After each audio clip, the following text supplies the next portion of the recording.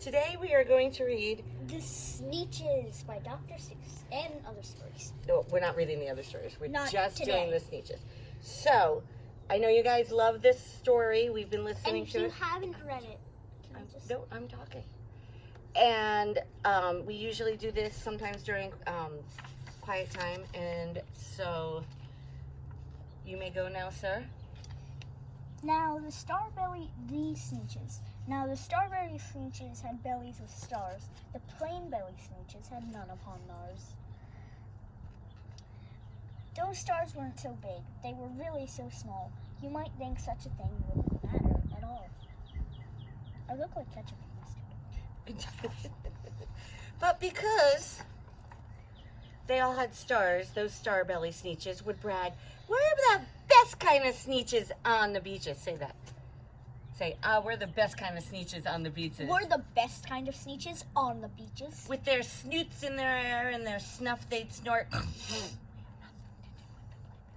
We have nothing to do with the plain belly sort. Ugh. And whenever they met some while they were out walking, they'd hike right on past See ya! without even talking. Oh wait, I wasn't supposed to talk. Sit down. When the Starbelly children went out to play, could a plain belly get in the game? Not at all.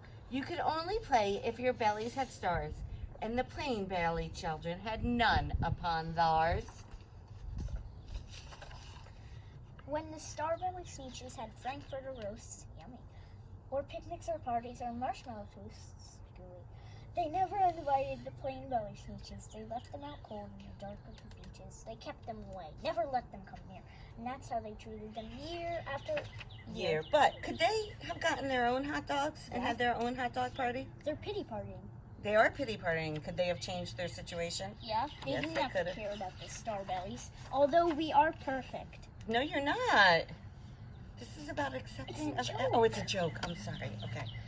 Then one day, it seems, while the plain belly Sneetches were moping and doping on the beaches, they were lucky they get to go to the beaches. They were sitting there wishing their bellies had stars when a stranger zipped up with the strangest of cars. "My friends," he announced in a voice clear and keen, "my name is Sylvester McMonkey McBean." You're fine. Wait, you want me to read it? Yeah. Okay.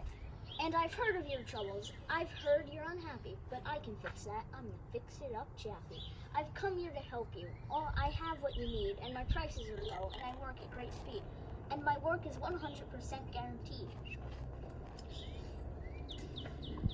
Wait, I have a question. Yes. Has everybody read this? Can I ask a question? You can ask a question. So, I forget the word. What is he, like, a scammer? He's a He's salesman. scamming. But He's not scamming them because he's doing what they say. he's but doing what- what they ask. But The machine is doing what he says it does. Let's find out what it does.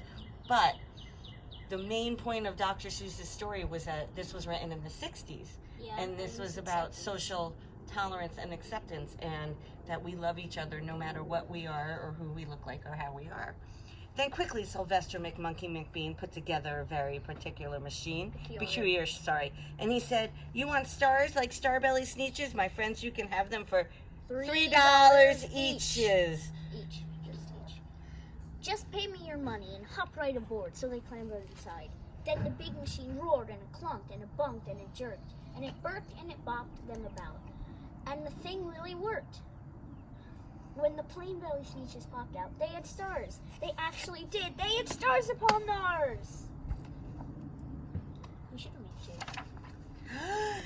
Then they yelled to the ones who had stars on the start, "We're exactly like you. You can't tell us apart. We're all the same now, you snooty old smarties. And now we can come. And now we can come to your Frankfurter parties." Thank you, Arlo. "Great news!" Good grief, groaned the ones who had the stars at first. We're still the best Sneetches, and they are the worst. But now, how in the world will we know? They all frown. If which kind is what, or the other way around? Then Mr. McBean came up with a sly wink, and he said, "Things are not quite as bad as you think. So you don't know who's who. That is perfectly true. But come with me, friends. Do you know what I'll do? I'll make you again the best Sneetches on the beaches. And all it will cost you is $10 each. Belly stars are no longer in style, said McBean. What you need is a trip through my star-off machine. The wondrous contraption will take off your stars, and you won't like Sneetches, who have them on theirs. That handy machine, working very precisely, removed all the stars No. I see. from from their tummies quite nicely. With their snoots in the air, they paraded about, and they opened their beaks and then they let shout, "We know who is who! Now there isn't a doubt. The best kind of Sneetches are Sneetches without!" Then, of course, those with stars, got frightfully mad by wearing a star now was frightfully bad. Then, of course, old Sylvester McMonkey McBean invited them to his star-off machine. Then, of course, from then on, you probably guessed, things got into a really horrible mess. Well, no, put it back up. Wait. Go back. I want to point something out. He looks like a monkey in this one. Yes. Okay, now put that on me. And the rest of the day, those wild screaming beaches, the fix-it-up chappie kept fixing the Sneetches. Off again, on again, in again, out again. Through the machines, they raced round and round again, changing their stats every minute or two. They kept paying money. They kept running through until neither the plane nor the star bellies knew whether this one was that one or that one was who, or which one was that one or which one was who.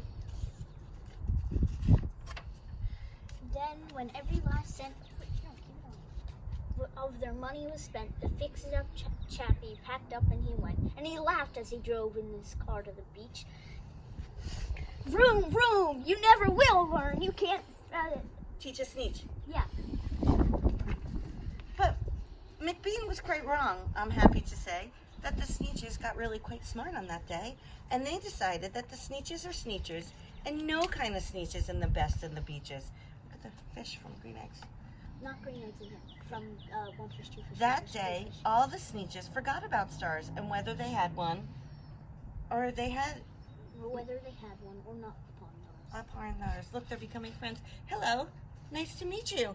I'm a Sneetch on a beach. Are you a Sneetch on a beach? Well, I'm a Sneetch who likes frankfurters and bunnies. Oh. That's it. Should we do one more story? No, that's enough. So, we hope you enjoyed The Sneetches by Dr. Seuss. And thank you for tuning in. I'm going to have a frankfurter on my frankfurter party. Oh, Bye! actually